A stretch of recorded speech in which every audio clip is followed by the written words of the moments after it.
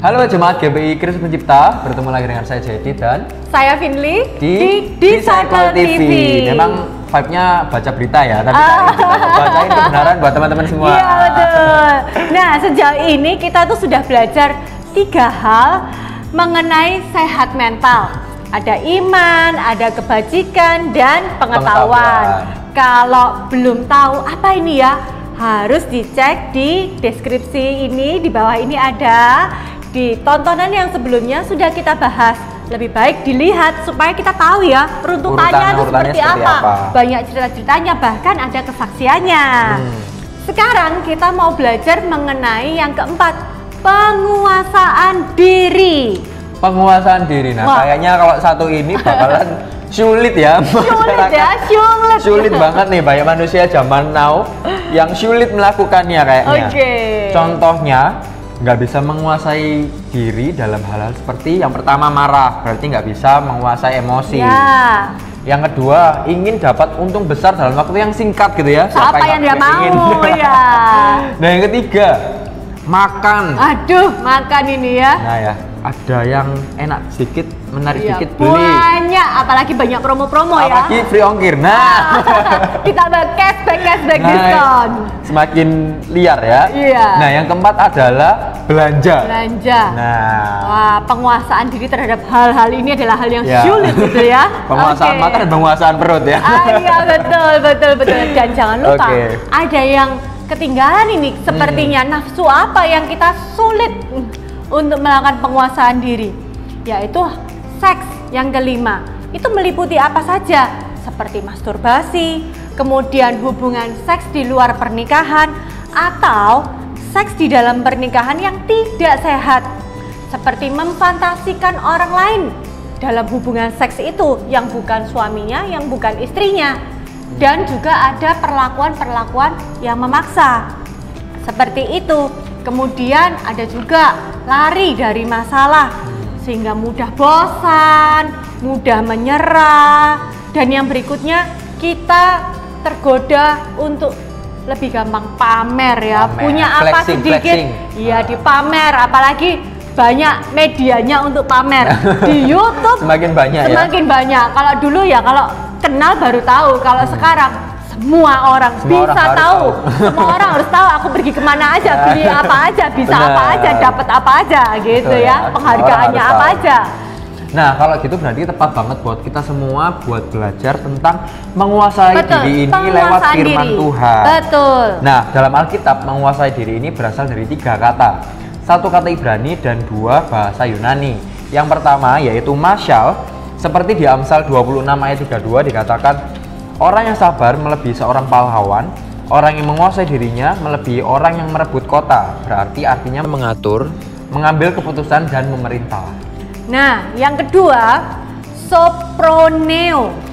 Contohnya di Roma 12 ayat 3. Berdasarkan kasih karunia yang dianugerahkan kepadaku, aku berkata kepada setiap orang di antara kamu, janganlah kamu memikirkan hal-hal yang lebih tinggi daripada yang patut kamu pikirkan. Tetapi hendaklah kamu berpikir begitu rupa sehingga kamu menguasai diri menurut ukuran iman yang dikaruniakan Allah kepada kamu masing-masing. Artinya itu kita tuh berakal sehat, sadar diri, dan bijaksana. Dan yang terakhir yaitu ekra theomai. Salah satunya ada di 1 Korintus 9 ayat 25 dikatakan, tiap-tiap orang yang turut mengambil bagian dalam pertandingan menguasai dirinya dalam segala hal. Maka berbuat demikian untuk memperoleh suatu mahkota yang fana, tetapi kita untuk memperoleh suatu mahkota yang abadi. Berarti artinya bertara atau pantang. Menguasai dirinya Menguasai dirinya. Iya, sampai tarak, nggak mau makan yang ngawur-ngawur supaya menang dalam pertandingan, staminanya fit gitu ya. Nah, kalau disimpulkan, menguasai diri menurut firman Tuhan dapat disingkat menjadi asa. A yang pertama, ambil keputusan. Artinya kita tuh dapat mengambil keputusan yang tepat agar bisa mengatur hidup. Nah, kita juga perlu sadar bahwa setiap hari itu ternyata kita mengambil keputusan, gitu ya. Baik keputusan besar maupun keputusan kecil. Ataupun kecil. Contohnya nih, ya, ini yang kecil-kecil aja ya. Mau deket ke bapak atau mau lari ke hobi waktu bosan, itu juga keputusan. Mau marah, ya, lagi mangkel nih, pengennya marah atau mau memberkati, itu keputusan.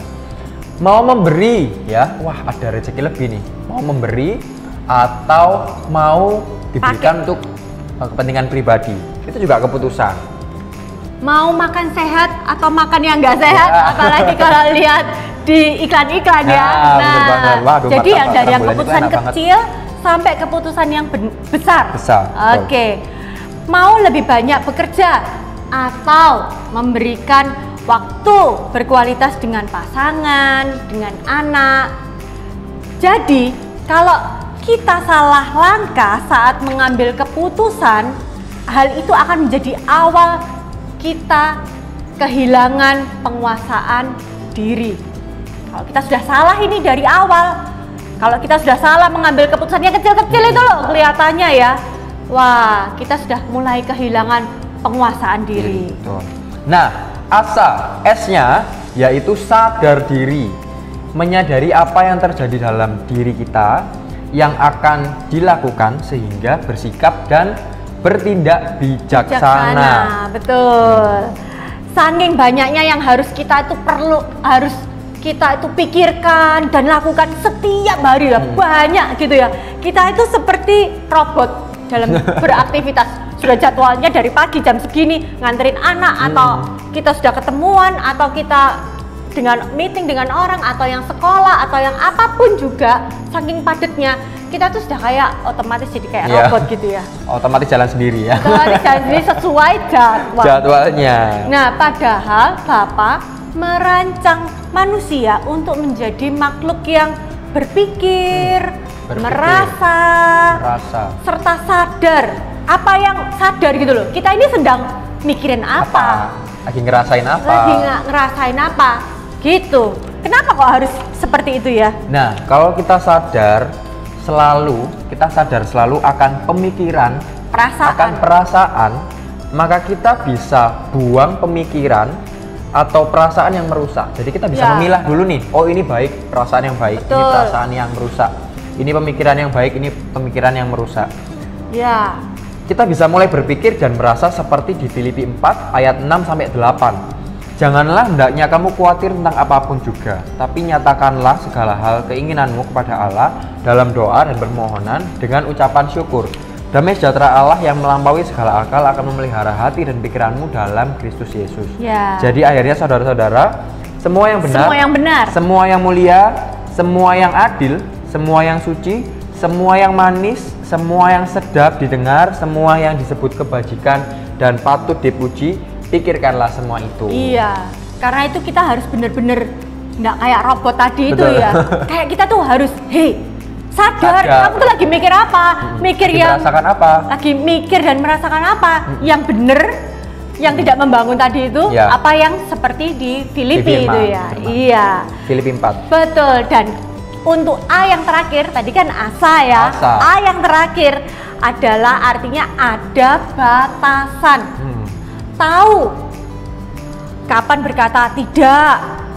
Apa yang harus dihentikan? Oh, apa ini yang harus dihentikan? Dan kapan harus berhenti? Paulus berkata, segala sesuatu itu boleh. Masa nggak boleh ya? Lihat, nggak boleh makan, nggak boleh. Boleh. Tetapi apakah berguna? Ya, apakah semua yang kita tonton itu membangun? Ya kan? Dan apakah semua yang kita ceritakan itu memuliakan Tuhan? Kalau kita posting di media sosial, apakah itu membangun dan memuliakan Tuhan atau memuliakan diri sendiri? Seperti itu ya. Hal inilah yang seharusnya menjadi batasan-batasan kita. Bukan seperti mengekang kok kayaknya enggak boleh ini, enggak boleh itu gitu ya. Tetapi justru menjaga kita, mengingatkan kita supaya kita tuh tidak jatuh dan kita tidak bahkan sampai terikat. Supaya kita tuh tahu apakah ini berguna, apakah ini membangun, dan apakah ini untuk kemuliaan Tuhan.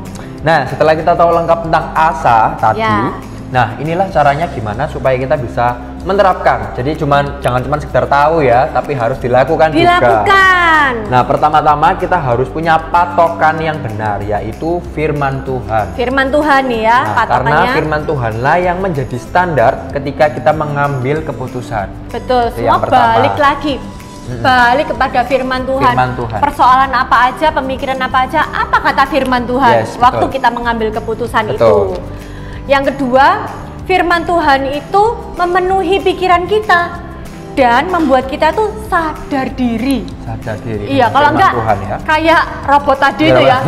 Mau mikir salah, merasa salah, sudah jalan aja otomatis. Selesai gitu ya. Iya, selesai tugasnya. Selesai tugasnya. Hari ini selesai. Ya sesuai jadwal. Tapi kita tidak sadar, tidak benar-benar merasakan pikiran-pikiran kita yang mungkin negatif tadi itu tidak sesuai firman. Betul. Kemudian yang ketiga, firman Tuhan menuntun kita untuk mengenali dan berani menentukan batasan yang sehat untuk hidup kita.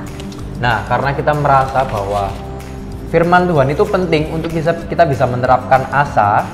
Nah, yuk sekarang kita mengingat kapan nih terakhir kali kita mengucapkan firman Tuhan dengan keras-keras sehingga terngiang-ngiang sepanjang hari. Kapan? Terakhir kali kita juga mempelajari firman Tuhan dengan mendalam karena begitu keponya. Wah, Tuhan ini mau ngomong apa lagi? Padahal keponya kepo sosmed kebanyakan toh. Ini gimana nih ya ceritanya? Makanya kita sekarang gali ya. Kapan terakhir kali kita mempelajari firman Tuhan? Firman Tuhan, kepingin tahu. Betul, kita curious ya, pengen tahu tentang apa yang Tuhan mau ngomong dalam hidup kita. Iya, kita bisa diskusi dengan teman komsel, dengan kakak rohani, teman-teman di gereja. Jadi jangan yang dibahas yang nggak penting yang tidak membangun itu tadi.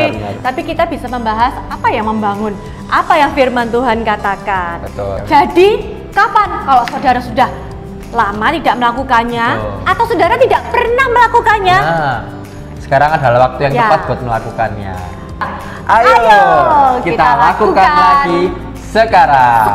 Sekarang ya. Sekarang banget nih, harus sekarang langsung buka. Oke, sampai ketemu di Disciple TV berikutnya. Disciple TV, ada berkat di balik pemuridan.